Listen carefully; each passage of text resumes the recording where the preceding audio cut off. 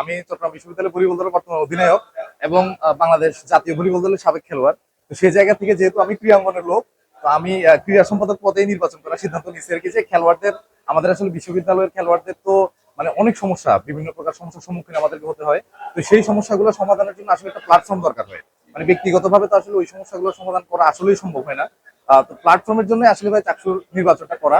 আর 36 বছর পর যখন চাকসু হচ্ছে, আমি এই সুযোগটা মিস করতে চাইনি আর কি। তো যেহেতু আবার প্রথম সবার আগে আমি মনোনয়ন নিচ্ছি, এটা আসলে আরো বেশি আনন্দদায়ক। আমি স্বতন্ত্র হিসাবে নির্বাচন করছি। আর আমার নির্বাচনী ইশতেহারগুলো আমি সামনে হয়তো আমার ফেসবুকে বা সব জায়গায় বলবো। তারপরে এখন কয়েকটা ইশতেহার বলতে চাই। আমার প্রথম দিকের ইশতেহারগুলো হচ্ছে যে আমাদের বিশ্ববিদ্যালয়ের খেলোয়াড়দের জন্য বাজেট খুবই কম। মানে সব সেক্টরে, যে আমরা যে বিভিন্ন জায়গায় আন্তঃ বিশ্ববিদ্যালয় খেলতে চাই, সেখানে টিএ ডিএ থেকে শুরু করে যে ধরনের অ্যালাউন্স গুলো দেওয়া হয়, আমার প্রথম ইশতেহার থাকবে এই অ্যালাউন্স গুলোকে দ্বিগুণ করা। হ্যাঁ, এরকম এরকম জোটে নেওয়ার জন্য অনেক জায়গা থেকে আমার কাছে প্রস্তাব আসছে, কিন্তু আমি স্বতন্ত্র থেকে নির্বাচন করার সিদ্ধান্ত নিয়েছি। বসুন্ধরা টিস্যু, অশুদ্ধতার বিরুদ্ধে এক বিন্দুও ছাড় নয়।